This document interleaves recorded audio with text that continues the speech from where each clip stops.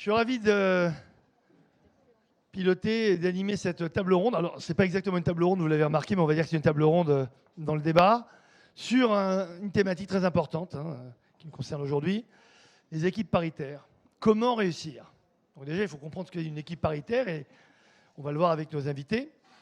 Et ensuite, comment réussir? On essaiera aussi de voir dans quel contexte on peut arriver à des avancées, des progrès, même si moi, en tant que mec, est très proche de cette problématique depuis des années, on va se le dire clairement entre nous pour bien commencer cette table ronde. J'estime que ça ne va non seulement pas vite, quand on estime qu'il y a une évolution, et que vraiment, pour moi, aujourd'hui, c'est plus de la communication que de la réalité. Et je peux en parler, je suis publicitaire. Les avancées dans le domaine de la parité, je travaille là-dessus depuis des années avec IWF, avec Lucille Desjonquières, parce que je suis aussi l'inventeur d'un vaccin, je ne sais pas si vous le savez, bien avant celui du Covid, c'est Paritol. C'est un vrai vaccin que j'ai créé en 2017 pour pousser à la parité homme-femme dans les conseils d'administration. Suite à la loi Copé-Zimmermann, vous le savez, il y a une loi Copé-Zimmermann pour la parité homme-femme dans les conseils d'administration. Et parité, dans le monde politique, ça veut dire quoi? 60-40. Donc, pour contrer tout cela, j'ai fait donc on a fait un coup, on a fait croire qu'on lançait un vaccin et on a vacciné tous les candidats à la présidentielle. Tous, sauf quelques-uns qui ont essayé d'éviter la vaccination. Ça serait inscrit sur leur carnet. Et pour vous dire qu'on est obligé aujourd'hui d'aller très très loin pour aboutir à des résultats, mais des résultats concrets, parce que se parler, être content, et puis être satisfait de ce qu'on va se dire, c'est bien, mais l'action, c'est différent. Donc on va en parler avec mes invités aujourd'hui, puisque c'est quand même elles qui vont vous donner justement toutes ces réponses, je l'espère. D'abord, Jessica Bentayeb, vous êtes directrice générale donc, de JPG Consulting Partners. Vous nous expliquerez tout à l'heure ce que vous faites exactement, et quel est votre métier. Nous avons aussi une sportive de haut niveau. Alors elle est skipper, on dit en anglais, navigatrice en français. C'est Alexia Barrier. Bonjour. Bonjour. Et enfin, nous accueillons Pascal Montrachet. On dit Montrachet ou Montrachet? Montrachet, parce que c'est un haut. Ah, c'est un haut. Donc, c'est ni Montreux ni Montreux, c'est Montrachet. Montrachet, qui travaille donc à l'engagement chez Dassault Systèmes. Nous allons commencer ce petit tour de table par la navigatrice. Alexia Barrier, j'aimerais vous poser une question cash. Est-ce que pour vous, c'est une évidence qu'une équipe paritaire est forcément plus efficace qu'une autre? Ouais, c'est une évidence qu'on est plus performant en mixité. Par contre, il faut se donner l'opportunité de le tester pour pouvoir le constater. Et c'est les problèmes qu'on a, des problèmes d'opportunité quand on est une femme, d'être partie prenante d'équipage ou d'équipe à haut niveau. En général, quand on est une femme, et c'est pour ça qu'on est plus nombreuses peut-être, on va dire, en représentation en course au large, on est obligé de se créer sa place pour pouvoir naviguer à haut niveau. On ne va pas nous donner une place. Donc, on cherche nos budgets, on devient finalement chef d'entreprise et on trouve les financements et on crée son projet pour se donner l'opportunité de naviguer au plus haut niveau. Et ça, c'est une des difficultés qui fait qu'on n'est que 5% de femmes dans la course au large à haut niveau. Donc, c'est un sport mixte, certes. Cependant, la représentation féminine est très faible et on a très peu d'opportunités d'intégrer des équipages de haut vol masculins. Le trophée Jules Verne, par exemple, que je vais tenter en 2025. Jusque-là, il n'y a aucune femme qui a terminé ce record autour du monde. Il n'y a aucun temps de référence féminin et il n'y a aucune femme qui a été invitée sur un bateau masculin pour naviguer sur le record. Mais vous encore, vous êtes à la barre de votre projet. On va dire, c'est vous qui pilotez votre projet. Donc, vous pilotez votre projet, donc vous allez pouvoir choisir votre équipage. Mais pour les autres femmes qui n'ont pas cette opportunité d'être entrepreneur ou entrepreneuse, il faudra voir comment on le dit, elles ne peuvent pas être dans un équipage masculin, c'est impossible, c'est bloqué, ou alors il faut vraiment... Alors, on a des quotas maintenant sur les courses. C'est pas sexy les quotas, néanmoins, ça donne l'opportunité, encore une fois, ce mot, aux femmes de naviguer au plus haut niveau. Donc, sur, par exemple, l'Ocean Race qui a lieu en ce moment, c'est la course autour du monde en équipage avec escale. Là, on a imposé des quotas de femmes. Sur certaines courses transatlantiques, on a imposé des quotas. Donc, c'est soit on fait partie du quota, et comme dans les entreprises, on est la femme du quota, parfois appelée comme ça, donc on n'est pas super traité, on n'est pas vraiment traité à égalité sur le bateau. soit on crée ses propres projets. Il faut savoir que quand on est une femme, on a tellement peu de place à haut niveau que parfois on accepte des positions gratuitement ou quasi. C'est-à-dire qu'on accepte de travailler sans être payé. Et ça, c'est scandaleux. Du coup, ça nous met dans une situation de précarité. On n'est pas capable de payer juste son loyer ou se payer une assurance pour sa santé et sa sécurité. Donc on a comme ça idéalisé peut-être un peu le monde du sport et des navigatrices qu'on voit à la télé, dont je fais partie. Derrière, l'envers du décor est assez brutal quand même. Alors, et que se passe-t-il aussi avec les sponsors? Parce qu'on entend depuis quelque temps des actualités un peu étranges où des sponsors retirent leur budget sans raison, comme par hasard quand il y a une navigatrice. Info ou intox? Il y a eu des sujets d'actualité. On a demandé des évolutions, notamment sur la réglementation quand on est une femme et qu'on souhaite être maman pour se qualifier pour le Vendée Globe, si on parle du cas Crémer, pardon. C'était assez violent, néanmoins ça reflète bien de ce qui se passe dans la société en général. Si Clarisse n'avait pas eu 150 000 followers sur Insta, on n'en aurait pas parlé.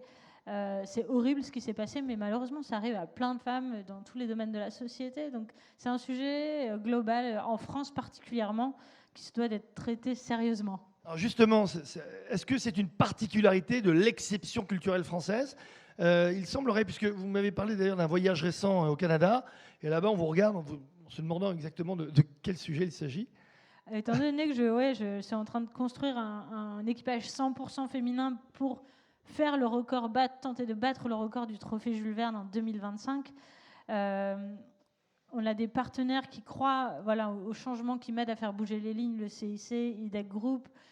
Et quand je vais présenter le projet au Canada, on me dit « Ouais, cool, mais so what? Pourquoi tu fais un projet 100% féminin ?» Je dis juste « Dans mon pays, c'est la cata, il faut faire bouger les lignes. » Et c'est que par des grands challenges et des grandes actions qu'on arrivera à faire bouger les choses et à inspirer les jeunes générations à donner cette image de la femme qui peut réussir, qui veut réussir et qui entreprend. Surtout qu'on est à un an de Jeux Olympiques, qui partent pourtant sur les bons auspices, sur la parité, il y a de bonnes intentions. On voit encore qu'entre les intentions et la réalité, il y a énormément de chemin, mais on vous souhaite déjà tout le meilleur pour ce trophée Jules Verne. En espérant que tout se passe bien d'ici là avec vos sponsors, etc. Puis les réglementations aussi quand on est une femme, justement par rapport à certaines femmes qui sont enceintes ou qui doivent projeter et organiser souvent des années à l'avance une course et en parallèle de leur vie de femme, elles peuvent aussi avoir des enfants. Est-ce qu'il y a des aménagements du règlement? Est-ce qu'il y a des blocages plutôt qu'autre chose? Suite encore une fois au cas de Clarisse Kremer là, qui a été licenciée par son sponsor parce qu'elle avait juste accouché et soi-disant ne pouvait pas être qualifiable pour le Vendée Globe. Donc en amont, en rentrant du Vendée Globe en 2021, il faut savoir qu'on avait averti les organisateurs de courses qu'il y avait des profils féminins qui avaient envie d'avoir des vies de famille, d'être maman. Donc il fallait aménager les règles. Rien ne s'est passé. C'est tombé sur Clarisse, malheureusement. Elle a été licenciée et derrière, beaucoup de blabla, le buzz, une communication phénoménale, mais derrière, ça n'a pas bougé d'un cil. Donc ça m'énerve tellement. Dernière petite même recommandation. Est-ce que vous voulez aussi vous servir de ce trophée Jules Verne pour être aussi un porte-parole médiatique, pour porter justement cette idée et faire en sorte que pendant toute la durée de la course, vous montriez d'abord qu'une équipe 100% femme peut réussir et puis de montrer que les choses doivent changer? Battre un record, c'est historique, c'est un grand moment de l'histoire de notre sport si on le fait. Mais néanmoins, pour moi, le challenge qui est encore plus important, c'est celui d'être un rôle modèle avec mes équipières. On est 10 femmes de 8 nationalités différentes, de 20 à 55 ans à bord du bateau. On est toutes dans l'excellence, on ne va pas faire les filles qui vont faire le tour du monde, on y va pour gagner.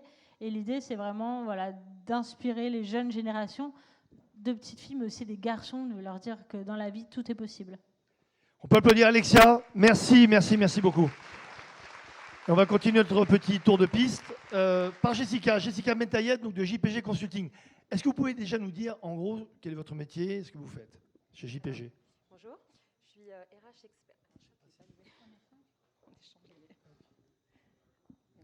One, two, ouais. One. Bonjour à tous. Donc, je m'appelle Jessica Bentayeb, je travaille pour JPG Consulting Partners. Donc, c'est une boîte de conseil à taille humaine, spécialisée en fait dans la finance et l'IT. Donc, nous, notre travail, c'est de recruter des consultants dans le but de les positionner chez des clients bancaires, institutions financières, etc. Donc, parler du sujet de la parité, c'est intéressant dans notre domaine parce que déjà, il n'y a pas de parité. Parce que pour parler parité, il faut qu'il y ait un ratio de mixité qui soit égalitaire, ce qui n'est pas le cas. Et donc, ce qu'on est fait, nous, à notre niveau, quand on recrute des consultants, donc comme on est une jeune entreprise, on recrute des profils seniors et experts. Et comme on vend de la prestation intellectuelle, on présente des CV anonymisés auprès de ses clients pour qu'ils soient recrutés que sur base de compétences. Et, J'espère vous préparer ma question. Continuez. Pardon ? Et donc, une fois que ces candidats sont présentés, donc ils sont reçus sans savoir si c'est un homme ou une femme, et puis après, ils sont recrutés par la suite. Effectivement, ce qu'on voit, et ce qui est bien, parce que comme on intervient auprès d'institutions financières qui sont cotées au CAC 40 et qui ont une politique très anglo-saxonne, l'inclusivité et la parité, c'est quand même des sujets sur lesquels ils se sont positionnés il y a plus de 15 ans. Donc quand il y a des équipes qui sont très masculines, eux-mêmes vont avoir le réflexe d'aller prendre une femme en se disant on va féminiser quand même un petit peu plus nos équipes. Mais sans non plus dire qu'il faut répondre à un quota, parce que je rejoindrai ce qu'a dit Alexia, c'est qu'il faut aussi que la femme se sente légitime dans son poste et pas uniquement se dire j'ai été recrutée parce que je suis une femme. Non, j'ai été recrutée parce que je suis compétente et qu'à compétence égale, on m'a choisi moi, et ça permet de féminiser l'équipe et d'apporter pas mal de performances humaines aussi. Est-ce qu'on pourrait imaginer que chez JPG, que ce soit d'ailleurs une marque de fabrique, vous proposiez systématiquement des équipes de consultants à parité pour aller jusqu'au bout en disant nous chez JPG, quand vous prenez 10 CV, vous êtes sûr, sans savoir qui est qui, vous aurez 50% d'hommes, 50% de femmes. Est-ce que ce genre de démarche peut être intéressante pour faire avancer la cause ? C'est ce qu'on fait et c'est ce qu'on a envie de faire. Mais encore une fois, je pense que le travail, il se fait vraiment en amont. Parce que le problème des métiers de la finance et de l'IT, c'est des métiers sur lesquels on a besoin d'avoir des vrais modèles qui soient représentés pour créer des vocations. Et en fait, si on en a peu ou pas énormément, et sur lesquels on ne fait pas beaucoup de publicité, si vous voulez, c'est des gens qu'il faut convertir et qu'il faut recruter sur les bancs de l'école, en fait. Et donc, c'est pour ça qu'on en revient toujours à la même chose, c'est qu'on peut mettre en place une parité quand le quota est déjà... là, le ratio existe déjà, mais quand ce n'est pas le cas, c'est un peu compliqué. Il faut susciter aussi des reconversions, entre guillemets. C'est-à-dire qu'à titre d'exemple, on peut être un OPS qui faisait du métier pendant 10 ans, qui maîtrise parfaitement son métier et qui a travaillé sur un outil informatique. Et en fait, il pourrait très bien basculer via une formation et un accompagnement pour travailler auprès de la DSI de sa structure pour pouvoir switcher et augmenter ses quotas. Une question, d'ailleurs, je vous la pose aussi à toutes les trois. Est-ce que vous pensez sincèrement qu'aujourd'hui encore, en 2023, surtout auprès des instances managériales, des directions, est-ce qu'il y a encore des métiers genrés ? Métiers pour hommes, métiers pour femmes. Est-ce que vous pensez encore aujourd'hui qu'il y a ce clivage-là ? On est là pour tout se dire, quand même. On va mettre un pavé dans la mort, mais oui, clairement. Je veux dire, il y a des métiers stéréotypés, en fait.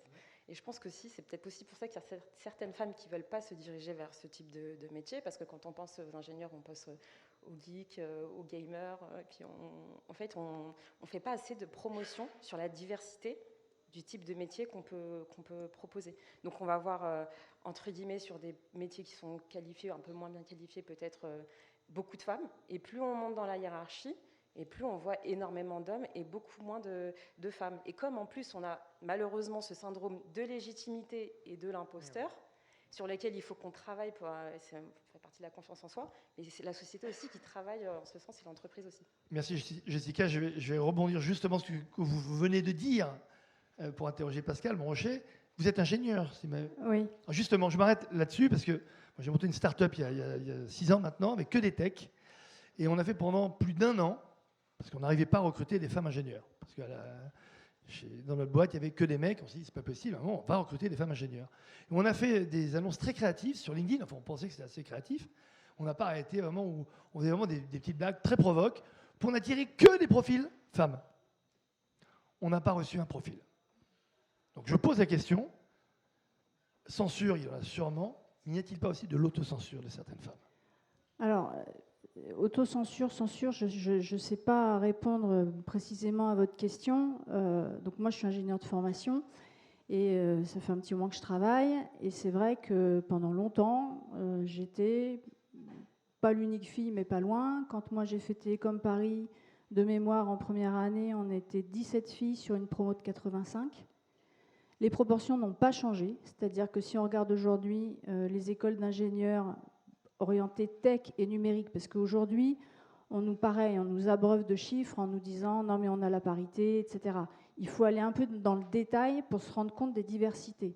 Donc aujourd'hui, effectivement, parce que je veux aussi faire une petite aparté, on nous dit ah oui mais c'est parce que les filles n'aiment pas les maths. C'est pas vrai.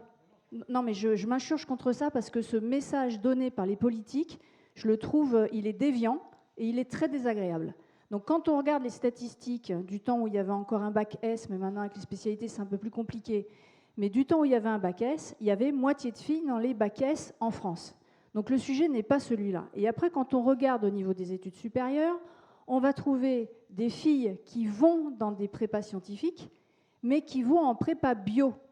Donc elles veulent faire veto, elles veulent faire ingénieur agronome, elles vont faire médecine. Il y a une majorité de filles aujourd'hui en médecine. Et effectivement, comme vous le dites, il n'y a pas de filles qui vont faire des écoles d'ingénieurs tech, numérique, enfin on les appelle comme on veut. Et je rejoins ce qui a été dit avant, le problème de fond, et là on est en train, je pense, tous ensemble de s'y atteler, c'est un problème de rôle modèle. Il n'y a pas de rôle modèle. Et moi, si je regarde, j'aime bien la culture au sens large, etc. J'aime bien regarder des séries, j'aime bien lire des bouquins. Quand vous regardez des séries policières, quand vous regardez des séries avec des geeks, etc., tous ceux qui font de la tech, qui font de la cyber, etc., ce sont des mecs. Il n'y a jamais de filles.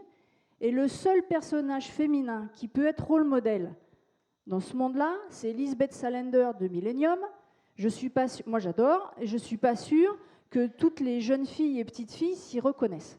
Donc on a un vrai sujet, et donc ce sont des actions concrètes que tout le monde doit prendre, et au niveau des entreprises, pour arriver à changer la donne, parce que nous, chez Dassault Systèmes, ça devient un problème. Justement, alors, ça bloque où, en fait? Est-ce que ça bloque en bas? Est-ce que ça bloque en haut? Est-ce que ça bloque chez les politiques? On va en parler aussi, bien entendu. Alors, je pense que ça bloque à plein d'endroits. Déjà, il faut continuer à expliquer aux petites filles, donc là, on est au niveau des petites filles, des jeunes filles, au niveau du collège, que, effectivement, si elles sont bonnes en physique et en maths, elles ont une place dans les écoles prépa pour aller faire une école d'ingénieur. Ce n'est pas réservé aux garçons. Donc, par exemple, chez Dassault Systèmes, on a des actions très concrètes auprès des lycées. On fait partie d'associations et d'initiatives comme ça.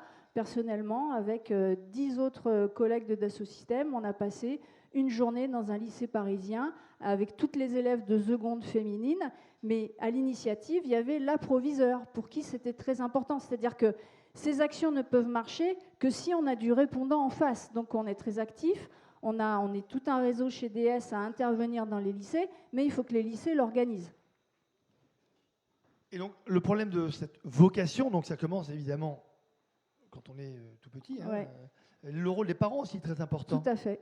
Parce qu'on fait parfois trop confiance aux politiques, de moins en moins, Dieu merci, vu ce qui est en train de se passer sur ce sujet. Aux entreprises, on voit que ça commence à bouger, mais beaucoup trop lentement. Mais comment, à votre avis, faire remonter cette idée-là aux parents que nous sommes? Alors, je pense qu'effectivement, chacun doit être conscient de l'importance. Et c'est vrai que moi, si je prends mon exemple, dans mon job précédent chez Dassault Aviation, j'étais assez sidérée d'attitudes vraiment très misogynes d'ingénieurs et de patrons d'entités importantes chez Dassault Systèmes, alors qu'ils avaient des filles. Donc j'ai eu des discussions, mais vraiment lunaires avec ces personnes. Mais là où je suis plutôt optimiste, c'est que les lignes bougent avec les jeunes générations. Et je pense qu'en identifiant dans des endroits précis et absolument stratégiques des gens qui vont faire bouger les lignes, on va y arriver. Donc c'est pour ça que je disais qu'il faut arriver à identifier les bons counterparts aux beaux endroits pour pouvoir commencer à tirer sur le fil de la pelote. Donc ça passe, et par exemple, je reprenais le cas de Dassault Systèmes, nous, notre patron, c'est le premier convaincu. Donc aujourd'hui, sans qu'il y ait besoin de loi ou de quota, mais je pense quand même qu'on en aura besoin, on a 40% de femmes au comité exécutif aujourd'hui. Quand vous prenez n'importe quelle société en France, que vous les googlisez et que vous faites apparaître le comité de direction, vous allez avoir une femme, généralement c'est la DRH, peut-être une deuxième à la com.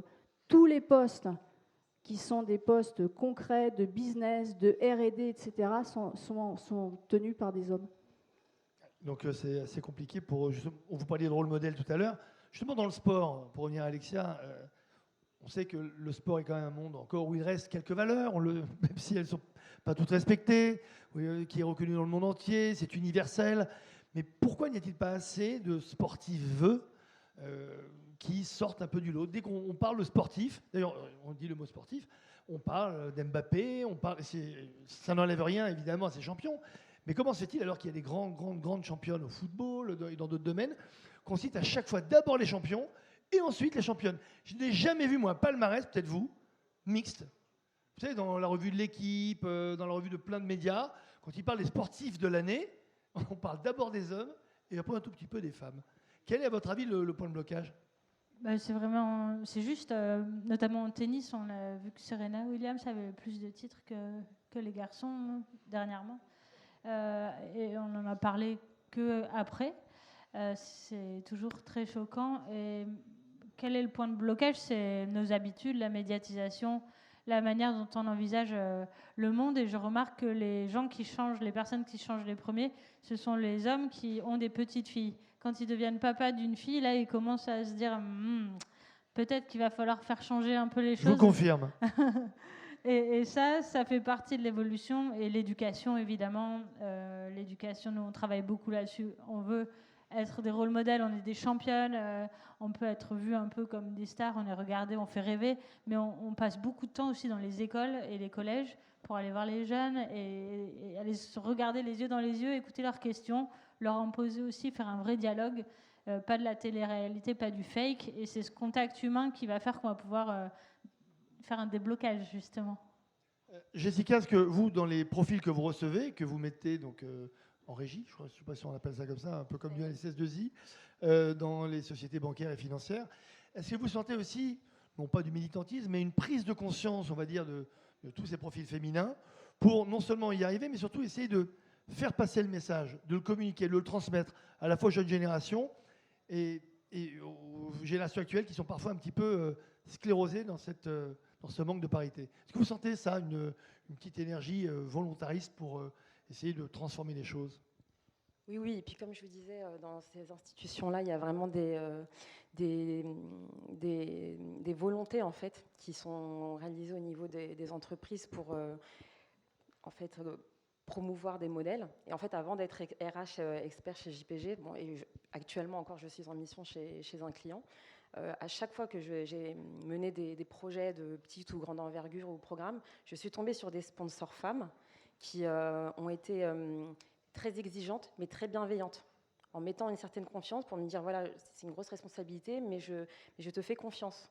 Et en fait, c'est vrai que du coup, je m'identifiais, je me disais que c'était possible, et c'était des femmes qui géraient aussi, qui avaient un poste d'envergure et qui géraient énormément de gens de responsabilité et des hommes à poste égal. Et c'est vrai que ça permet de prendre confiance en soi. Alors, on parle de poste égal, mais je me rappelle, il y a une vingtaine d'années, j'avais participé déjà à une grande manifestation sur les problématiques de salaire. Parce que ce que je disais à l'époque à tous les politiques avec lesquels j'ai travaillé, on peut dire ce qu'on veut, faire évoluer ce qu'on veut, voter toutes les lois possibles. Quand à la fin du mois, une femme au même poste touche 20, 25, 30 à 40% de moins qu'un mec avec le même nombre de diplômes et la même formation, on n'arrivera pas à faire avancer les choses. Et il me semble, d'après les dernières statistiques, alors que je pensais qu'il y avait un petit frémissement, que ça évoluait. Et en fait, je crois que pas du tout. Pascal, est-ce que vous pouvez me confirmer ça ou l'affirmer? C'est difficile de répondre. Il y a des tendances qui montrent qu'on avance à pas de fourmis. Mais après, c'est un peu ce que je disais, je pense que pour le coup, la main, elle est au niveau des entreprises et c'est extrêmement important. Donc, il y a des entreprises qui prennent le taureau par les cornes et qui, chaque année, font en sorte de rattraper l'écart. C'est le cas, nous, chez DS, et je vois mes amis DRH là-bas. Pour elles, c'est très, très important. Et donc, je peux vous garantir que des managers chez DS qui ne seraient pas convaincus ou des managers hommes, il va falloir qu'ils justifient le fait qu'ils ne rattrapent pas le salaire des femmes qui gagnent moins. Et sur un autre sujet qui est lié au management, je pense que pour arriver à accélérer le fait de la parité et de faire bouger les lignes, Je pense qu'on sous-estime complètement la nécessité de formation des managers. Complètement.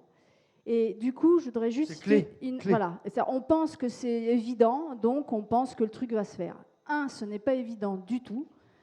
Je pense qu'on sous-estime complètement le nombre de managers hommes qui sont même contre. Je vais citer 2 anecdotes perso après. Ça m'intéresse. Et du coup, il faut ouvrir les chakras. Et donc, ça passe par de la formation. Je vais citer 2 anecdotes.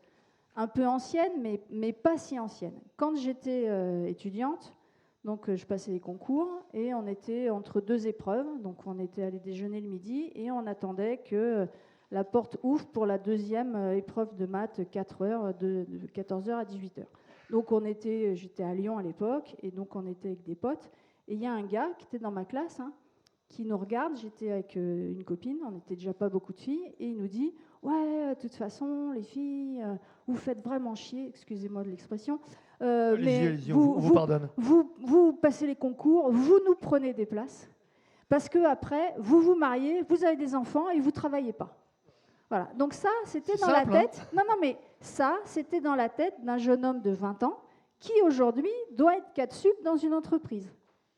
OK ? Donc, c'est une réalité. Et la deuxième, qui, elle, est un bon exemple, mais qui va dans le sens de la nécessité absolue de former les gens. Quand j'étais à l'Institut national de l'audiovisuel, j'étais DSI là-bas, c'est moi qui ai l'idée de tous les chantiers de numérisation du fonds d'archives. Et donc, à un moment donné, j'étais enceinte de ma première fille. Et donc, j'avais rendez-vous avec le président. Et j'étais vraiment, je ne savais pas comment lui dire, etc. Je n'étais pas à l'aise du tout. Et donc, je lui dis, alors on fait la revue, de trucs business et tout ça. Puis à la fin, je lui dis, j'ai un truc à vous dire. Il dit, ouais. Je lui dis, voilà, je suis enceinte. Et il me regarde avec des yeux ronds. Je me rappelle, j'avais beaucoup de chance. Il me dit, mais vous m'avez fait peur. C'est une super bonne nouvelle, bravo, j'ai cru que vous alliez démissionner. Je pense que la façon dont un manager accueille ce genre de nouvelles est clé.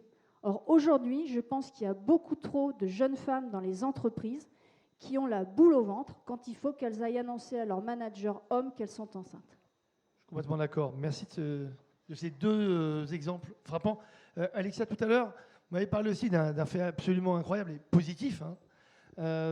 Vous aviez dit que certaines missions, les femmes préféraient travailler parfois gratuitement. Et là, il y a quelques temps, on m'avait dit que les hommes avaient décidé de baisser leur salaire pour pouvoir permettre à des navigatrices d'être payées. J'ai trouvé ça magnifique, mais pouvez-vous l'expliquer, s'il vous plaît ? Alors ça, c'est juste au sein de mon projet. En fait, j'ai remarqué que si on attend que les choses changent de manière macro, ça ne marche pas. Donc, il faut commencer par soi-même. Et notamment dans mon projet, je tenais vraiment à payer les femmes comme les hommes, sauf qu'on n'a pas encore bouclé notre budget. Du coup, j'ai baissé le salaire des garçons pour qu'on soit tous à égalité. Et ils sont tellement fiers en fait que ce projet existe et de travailler encore une fois en coopération, en collaboration pour qu'on gagne ce record. Évidemment, ils sont prêts à faire l'effort de baisser un peu leur salaire et de savoir, ça les rend fiers simplement et heureux de faire partie du projet parce qu'ils ont le choix d'être avec nous. Je ne les ai pas obligés, évidemment. Ça, merveilleux. Jessica, vous, par rapport au salaire, sur vos profils, il y a une parité totale ou il y a des déséquilibres encore aujourd'hui ? On raisonne en taux journalier et parfois il peut y avoir entre 200 et 300 euros d'écart entre un homme et une femme.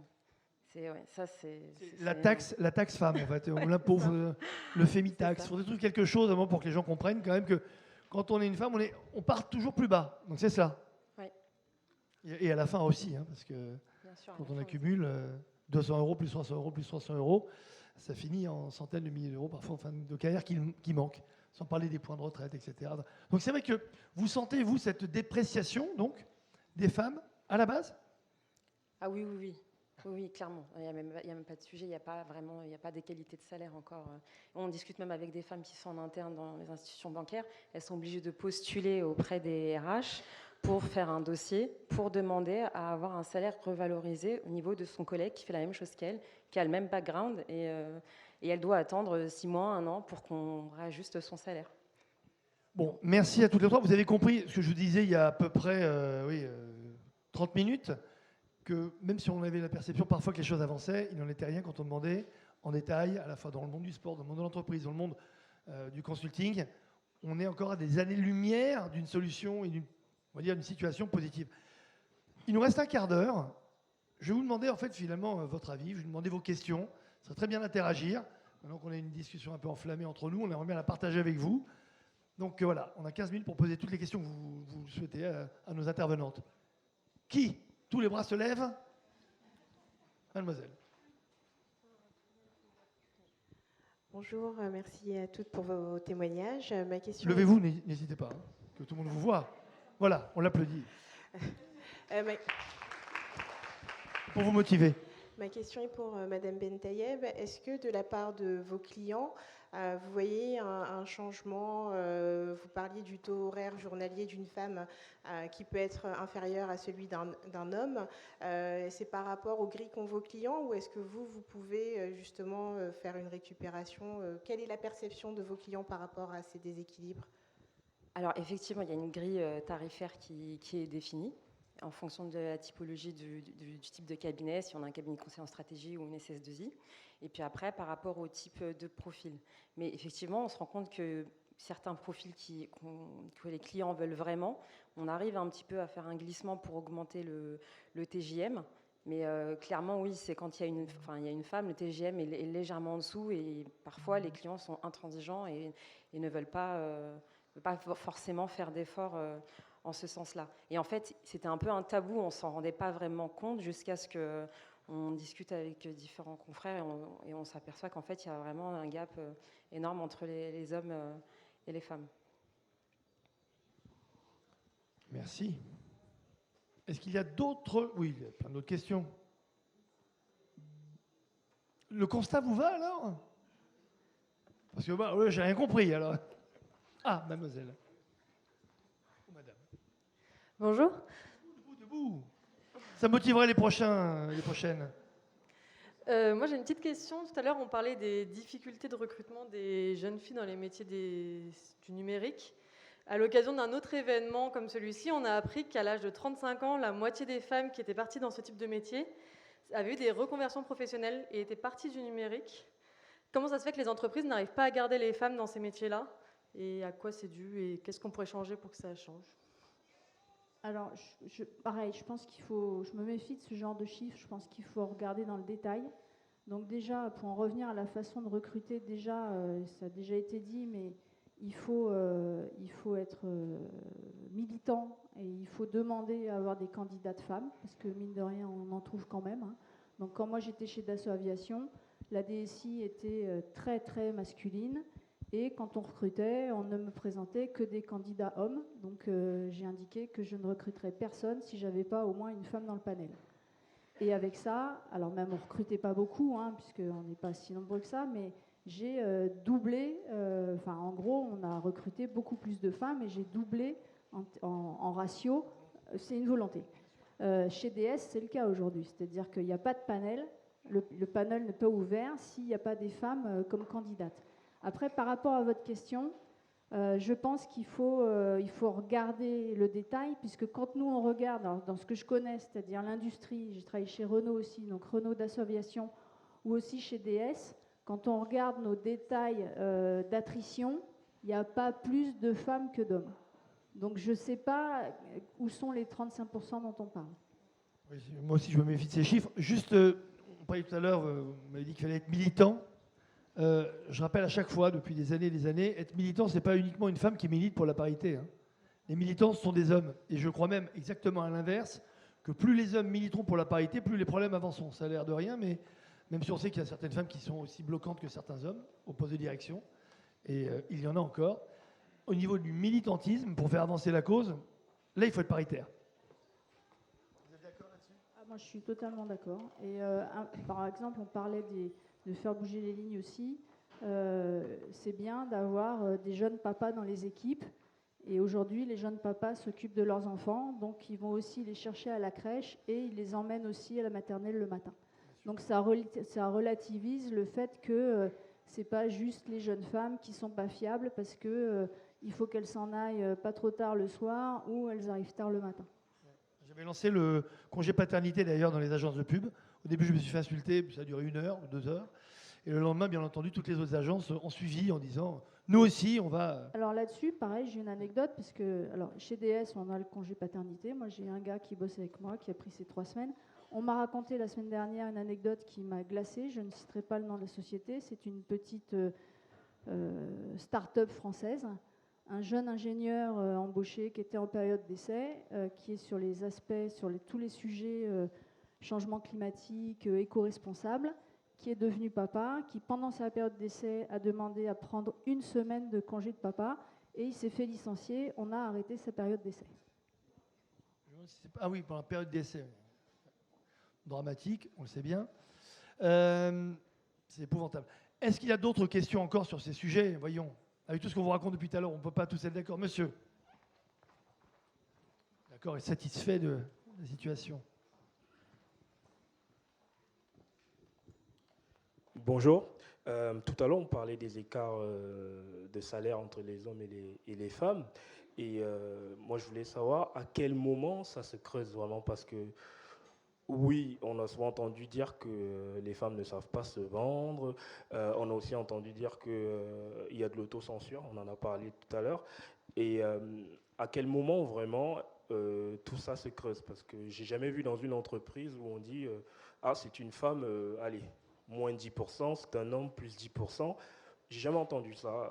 Et j'aimerais vraiment savoir, est-ce qu'il y a des choses qu'on ne sait pas là-dessus? Jessica? Alors, à titre d'exemple, nous, ce qui se passe, c'est que parfois, il y a des clients qui veulent des profils seniors qui ont 10-15 ans d'expérience. Et ce ne sera peut-être pas parlant pour vous, mais qui se vendraient peut-être 800 € et il va donner max 550-600 jours. Et en fait, quand ils savent que les femmes qui se dévalorisent un petit peu et qui n'ont pas trop confiance, pour capter du business, il y a des cabinets qui vont accepter et qui vont présenter ce profil de femme, en fait, qui ne sait pas trop ce qu'elle vaut, entre guillemets, sur le marché. Et pour un même poste chez un autre client qui facturera 200-300 € de plus à la journée. Et parfois, certains cabinets savent sciemment ce qu'ils font. Mais voilà, c'est une porte d'entrée pour capter le business, pour essayer après de placer d'autres consultants sur place. Donc, si vous voulez aussi, le problème, c'est qu'il y a une question de stratégie aussi qui est malhonnête. Et c'est ce pourquoi, nous, c'est ce qu'on fait avec le PDG qui est en face, bonjour Junior. On veut lutter contre ça. C'est-à-dire qu'on ne veut pas que les femmes, elles se sous-estiment. Et il faut que, quand on propose un TJM pour une mission qui va demander énormément d'implication, eh ben on ne refuse pas de descendre en dessous. Sinon, à ce moment-là, il faut demander une dérogue ou quelque chose TGM, comme ça. c'est taux journalier. Taux journalier. M, je ne sais plus ce que c'est. Taux journalier. Taux journalier. Et je pense qu'il y a aussi il y a des problèmes dans la transparence et dans les informations. En tout cas, dans le sport, pour avoir les bonnes informations sur les salaires et les montants des rémunérations journalières pour des skippers, par exemple, bah, c'est très compliqué d'avoir les vraies infos. Et c'est en allant parler au monde anglo-saxon qu'on peut parler d'argent, en fait. En France, c'est très compliqué. Et tabou encore. Et c'est n'importe quoi, c'est hyper désagréable, en fait. Alors, dans le monde des grandes entreprises, qui est celui que je connais le mieux, pour répondre précisément à votre question, je pense qu'à l'embauche, si on prend le cas des ingénieurs, un jeune ingénieur homme va être embauché exactement au même salaire qu'une jeune ingénieure femme, à diplôme égal, etc. L'écart se creuse après selon 2 gros facteurs. Le premier, c'est que l'homme va avoir une ambition, il va l'afficher, il va vouloir être manager, même s'il n'a pas forcément les compétences pour, et il va prendre un espèce de vent ascensionnel, là, d'air chaud, qui fait que le truc va se passer, quand la femme, dans le même temps, elle va se dire « Ah oui, mais alors, etc. » Donc c'est important que dans les entreprises, il y ait des actions pour faire en sorte que les femmes se sentent légitimes à progresser, à demander une augmentation de salaire, à devenir manager, etc.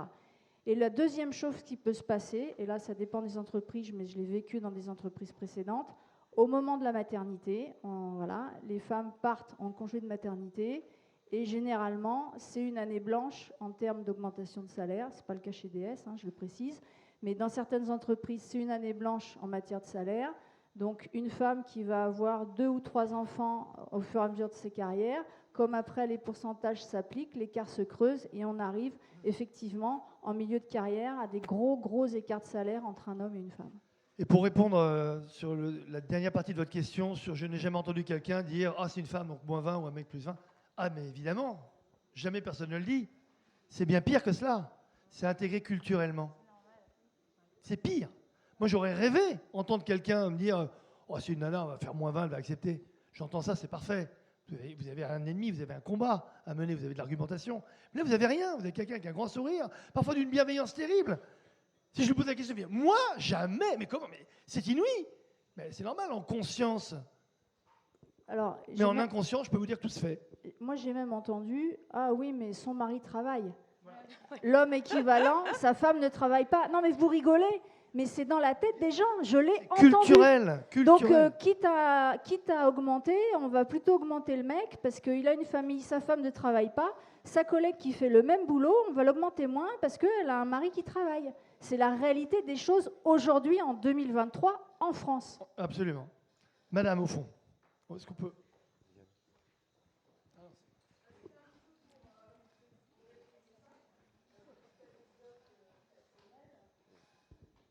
Petite anecdote personnelle, dans une grande société française, je postule, j'avais une trentaine d'années, je postule pour un poste sur lequel je me sentais compétente, j'avais de l'expérience. Face à moi se retrouve un jeune homme avec, on va dire, 10 ans d'expérience de moins que moi, et je n'ai pas eu le poste. Je suis donc allée voir mon manager, et je lui ai dit, bah, écoute, je ne comprends pas, je coche toutes les cases, il vient d'arriver, moi ça fait déjà 3-4 ans que je suis là, je fais le travail, et il m'a répondu, chose qui m'a laissé sur le cul, mais avec... non mais franchement... Oui, c'est mieux quand ça part du cœur, c'est bien. Mais ça venait, enfin, il n'y avait aucune méchanceté hein, derrière ce qu'il a dit. Il m'a dit, oui, mais toi, tu as un mari. Merci. Voilà. Et ça, je l'ai en tête en permanence. C'est-à-dire que quand je vais voir un manager pour lui demander soit une augmentation, soit quoi que ce soit, j'ai ça en tête en permanence parce que c'est vrai. Il l'a dit, ça venait du fond du cœur. Voilà, j'ai un mari, donc j'ai pas besoin d'un nouveau job, j'ai pas besoin de gagner plus ma vie. Non, ça va. Merci de votre témoignage. Juste pour vous dire qu'on sous-estime en entreprise le choc des mots qui tuent. Il y a des mots qui blessent. On parle de choc post-traumatique. Une phrase peut faire pire, malheureusement, qu'un accident de la vie. Une phrase, quand on vous a dit à un moment que vous étiez inférieur, que vous dépendiez forcément d'un conjoint, peut vous programmer à vie à vivre cette illégitimité, alors, qui est très made in France, hein, il faut le dire, très made in France. Savourons quand même notre exception culturelle de temps en temps, même quand ce sont des résultats négatifs. Mais voilà les ancrages contre lesquels il faut combattre. Est-ce qu'il y a d'autres témoignages comme ceci? Il nous reste encore 2-3 minutes, une question. Oui, mademoiselle. Oui, alors ce n'est pas un témoignage, c'est une question qui s'adresse à toutes. C'est justement pour rebondir sur ça, sur les mots qu'on emploie. Et dans la langue française, c'est assez compliqué. Et j'amène le thème du langage inclusif et de tout ce qui tourne autour de l'écriture inclusive. Est-ce qu'il y a des initiatives parce que Franck, vous posiez la question sur les sportifs. Pourquoi à chaque fois on parle des sportifs? Mais peut-être que c'est déjà un problème de langage de le dire au masculin et de ne pas dire toutes les sportives connues et tous les sportifs connus. Donc voilà, ma question c'est là-dessus. On est au recrutement avec ma collègue Martha chez Capgemini. Et du coup, on a initié plusieurs projets autour de l'écriture inclusive, notamment dans les offres d'emploi qui étaient déjà très orientées hommes. Donc dans le monde de l'IT, voilà, ingénieur c'était au masculin, consultant c'était au masculin. Est-ce que ce n'est pas déjà une question de s'adresser à toutes et à tous? Voilà, ma question. Je vous répondrai moi à la fin. Je vais d'abord demander à mes Alexia. Moi, je tiens à ce qu'on m'appelle skipper et pas skippeuse ou navigatrice. En fait, je comprends cette démarche, mais pour moi, il y a tellement d'autres problèmes et enfin, il y a des trucs beaucoup plus gros à gérer. Ça fait partie des choses à gérer sûrement, mais en tout cas, personnellement, avec mon projet, on s'attaque à d'autres solutions, on va dire, plus que des problèmes. Oui, je rejoins à 100% ce qu'a dit Alexia. Clairement, quand on prend la genèse du combat de la femme, honnêtement, l'écriture, c'est important, mais ce n'est pas le plus important quand on voit toutes les actions qu'il y a à mettre en place et le chantier qui reste. Pascal? Alors, j'entends. Je pense néanmoins que dire les choses comme elles sont, c'est important. Et donc, pour reprendre l'exemple, quand on fait une offre d'emploi et qu'on dit ingénieur au masculin, je pense qu'intrinsèquement, c'est compliqué d'aller motiver une jeune femme à répondre. La même chose quand on dit consultant. Donc je ne sais pas, après, moi je ne vais pas ouvrir le débat de l'écriture inclusive, mais néanmoins, consultant et consultante ou ingénieur et ingénieur, je pense que c'est important. Alors, merci Pascal, j'allais exactement dire la même chose. Et je peux vous dire, nous, ce qu'on a fait pour recruter, enfin pour essayer de recruter des ingénieurs femmes, parce qu'ingénieur, on n'avait pas le... On a inventé un mot, on a dit juste « êtes-vous ingénieuse ?» Et je trouve ça beaucoup plus créatif de dire « êtes-vous ingénieuse ?» Alors là, ça a marché. À la fin, on a reçu 3-4 profils, alors qu'on en a reçu 0 quand on parlait d'ingénieur. On avait même mis ingénieur, apostrophe E, etc.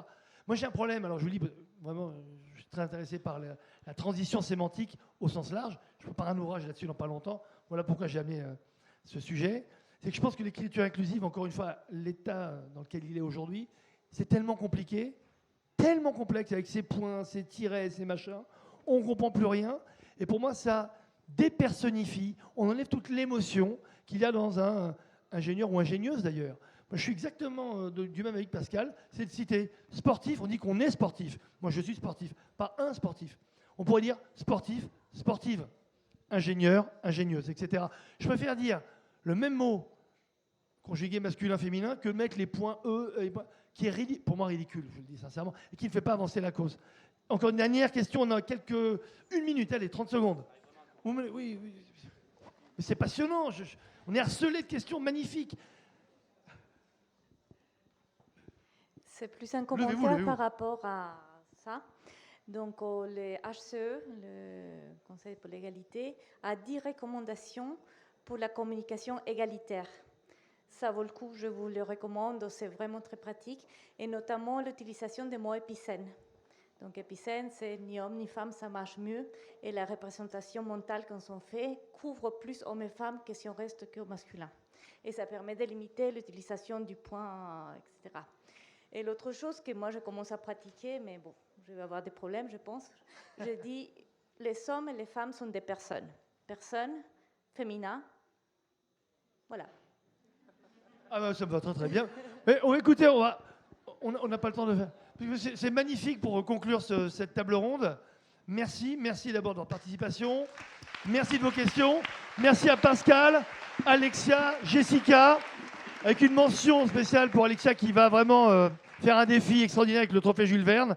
On lui souhaite toute la réussite et elle viendra nous en reparler, je l'espère. Parce qu'il n'est jamais trop tôt pour lutter contre les inégalités. Parce que le monde change et que les femmes aussi en sont les architectes. Parce que nous avons besoin de modèles inspirants pour atteindre les objectifs de parité. Pour que ce sujet n'en soit plus jamais un. Pour réussir cette transformation, il nous faut de l'ambition. Sur tous les sujets qui comptent, c'est à nous d'agir. Ensemble, faisons bouger les lignes.